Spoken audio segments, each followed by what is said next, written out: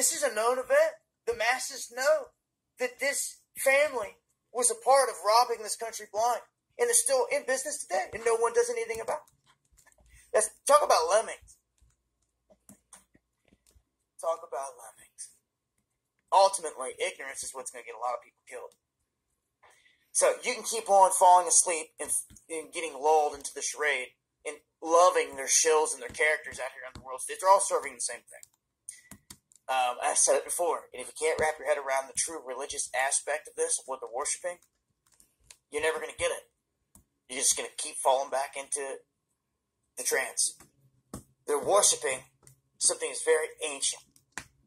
When you look around this globe and you see these megalithic structures from Peru to China, all across the globe, it shows proof that there was an ancient high civilization that was here. This is a conspiracy. It's a fact. You're here, on this planet. This is before the Inca. And you can see this in their structures. And you can see this littered across the globe. And it was like all of it was taken out in this massive cataclysm. And of all of the research that we've done, we can see that this cataclysm happened somewhere between 10,000, 12,500 years ago. And there's been multiple events. But some so big, so powerful, that they absolutely leveled some of the most mammoth megalithic structures on this planet. Some of the biggest blocks were just picked up and tossed. And then buried in mud like Machu Picchu at 13,000 feet. You know what that tells them? It tells everybody. A big wave came up there and buried everything. Just in that instance. And we know that there's multiple accounts of the flood that have gone down. But what did the flood really do? The flood, in my opinion, wiped out the wicked on this planet. It's what it was meant to do. The Nephilim, the fallen ones, they came into the women of this planet. They bore giants. These things were alive on this planet. And everything changed after those flooding events. No matter if it's a parable or how you look at the story of the great flood of Noah, of we as a race, we're only set to live 120 years now. That began when they came out of that ark. You realize that everyone that lived on this planet before that lived hundreds of years. Methuselahs and all them, they all lived hundreds of years. Where's their bodies? You ain't never seen one. Because they whisked it away to the Smithsonian. What do you think they're digging up in Iraq when they found the body of Gilgamesh? It's supposed to have been a myth. It's the epic. You know, they find the man. And then the body disappears on a Navy flight. Garbage. They're finding a lot, they have. That's what these wars are about. It's about going in areas and digging up ancient technology, high technology. They're not just looking for the old structures. They're not just looking for what was left of a Tower of Babel or the base of Solomon's Temple. They are searching those areas. But what they're looking for is the high technology that was used to create it. And this falls along the lines of alchemy. And this goes back to ancient.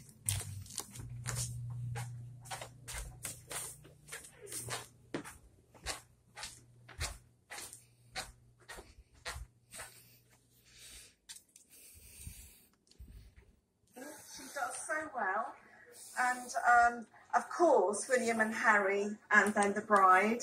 It was wonderful seeing the little princesses, Princess Charlotte and the bridesmaids, but George Clooney, and he was the biggest cheer. Yes. Can I ask you how it was for you? Did it feel like a real sort of privilege to be here? I am so honoured. I have just, again, it's like being in a dream all day. It feels like we're walking on air. It's completely and utterly unreal. We're just both overwhelmed. Did it live up to your expectations? Far exceeding my. So I had no idea of what it was going to be like, and it's just been spectacular. Really beautiful day. It's been absolutely fantastic. I mean, to be invited as a guest to be here, it's been absolutely brilliant. Really honoured and privileged. And, you know, to be honest, I wasn't expecting anything like that. And you know, when something comes to the post like that, you just feel really, really grateful. It's kind of just like, wow. Wow.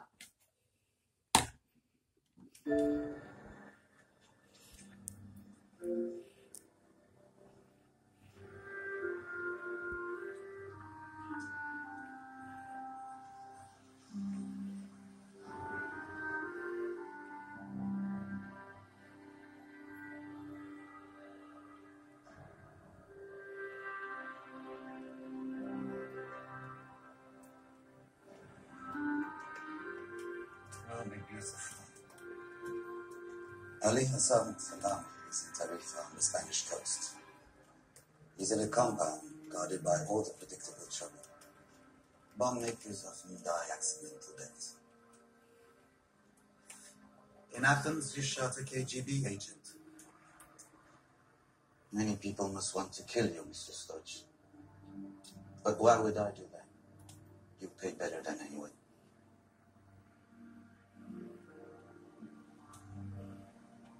It's dangerous going after Salame.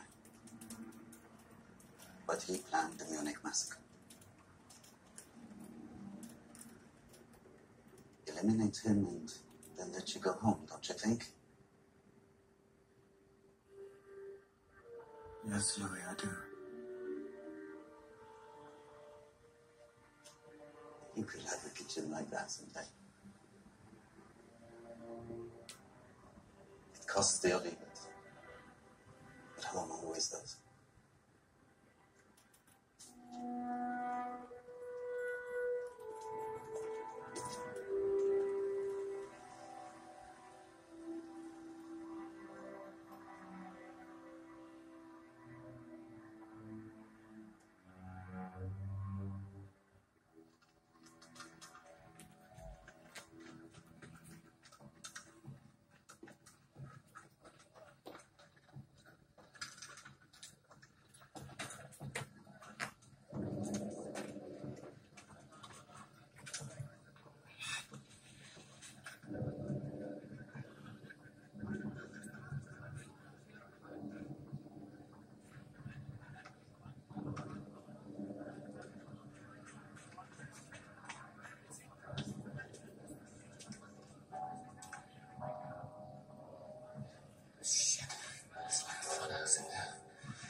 Can you tell how many?